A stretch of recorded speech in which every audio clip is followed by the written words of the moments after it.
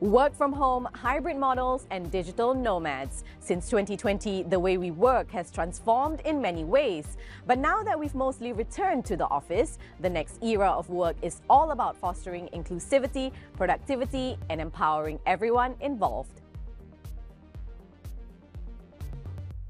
Welcome to the exchange from our studio here in Doha. Coming up on this episode, we speak to Geneva-based Pedro Moreno de Fonseca, a specialist at the International Labour Organization, who shares his insights on changing trends in the workplace. And Ryan Patel, the board director of the Drucker School of Management in Los Angeles, tries to settle the great debate. Is remote work here to stay, or has it had its day? Gone are the days when a 9-to-5 office job was the only option. Today, flexible schedules, remote work, and digital collaboration tools are redefining how we approach our jobs. It's in this evolving landscape that a new generation of working practices is stepping in. Meet Gen Z. They're currently between their early teens and mid-20s. They make up about 32% of the global population and is expected to represent 27% of the workforce this year. That's according to Forbes. As they step into the labor market, new roles are emerging while more conventional jobs are disappearing. Existing workers will be required to upskill to stay in the workforce. The World Economic Forum states that 44% of skills will be disrupted in the next 5 years, with the largest losses expected in administrative, customer service, and security roles. So, what are some key trends reshaping the workforce today, and how are they impacting our work environments? I spoke with Pedro Moreno de Fonseca, a technical specialist at the ILO, a Geneva-based United Nations agency, who highlighted the rapid advancements in communication technologies, the rise of automation, and the increasing importance of data analytics.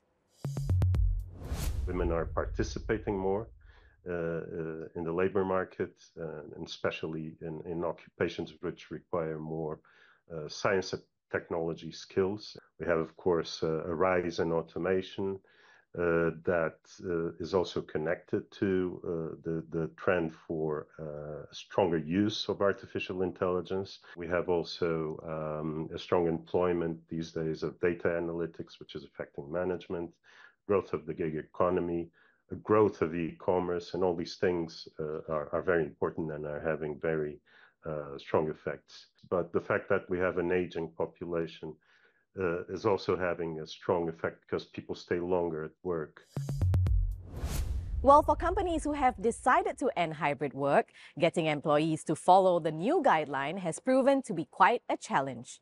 Some have had to resort to enforcing the rules, while others have taken a softer approach by sprucing up the workspaces instead, as our reporter Cyril Forneris found out in Paris. Hello, Leila. As remote working loses momentum, business districts across the world are doing all they can to make sure people return to the office in the best conditions. Here at Paris La Défense, this means creating smaller and greener spaces. Take a look.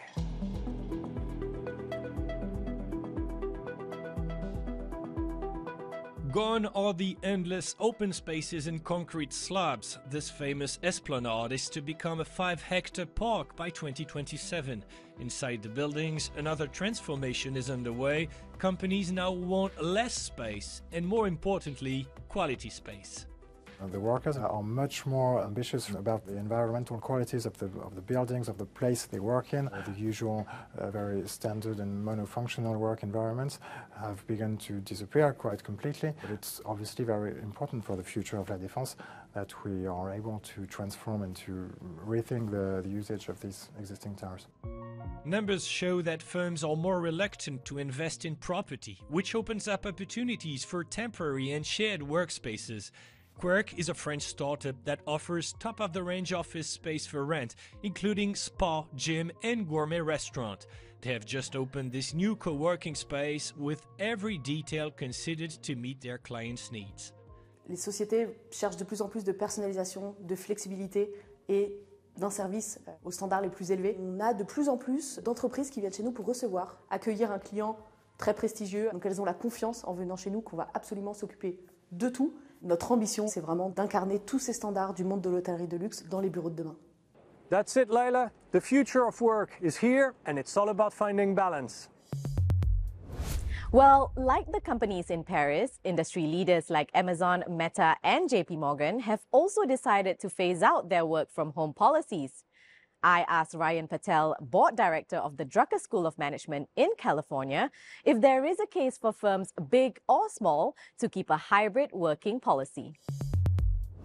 Hybrid work is not a trend anymore. It's kind of becoming a standard. The hybrid work policy, you have to put work into it.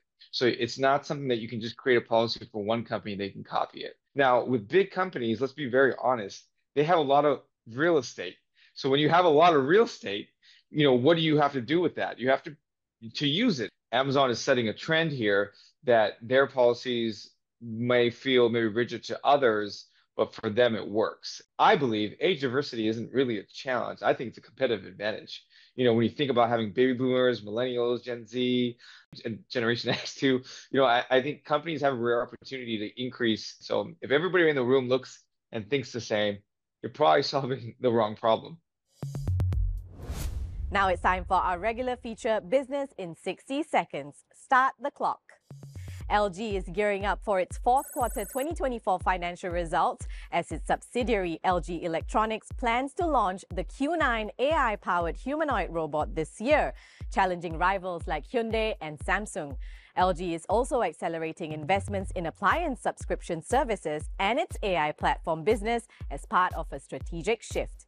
Levi Strauss is set to announce its Q1 2025 earnings report as it doubles down on its sustainability efforts to reduce the carbon footprint across its manufacturing, logistics, and other businesses. The denim giant aims to reduce its Scope 1 and Scope 2 greenhouse gas emissions by 90% this year. And United Airlines is preparing to release its first quarter 2025 revenue report as it rolls out Starlink's Wi-Fi on commercial flights to improve passenger experience. The US carrier aims to equip its entire fleet with this innovative technology by the end of the year. So while we can't deny that how we work and how we use our workspaces has drastically changed in the last few years, should another unprecedented event happen again, we've proven we can adapt so productivity doesn't grind to a halt. To keep up with changing trends, upskilling will play a big role in businesses across all industries. Well, that's all the time we have for on this edition of the show. Thanks for watching. Please do check out yournews.com for all your latest business news and join us again next time on The Exchange.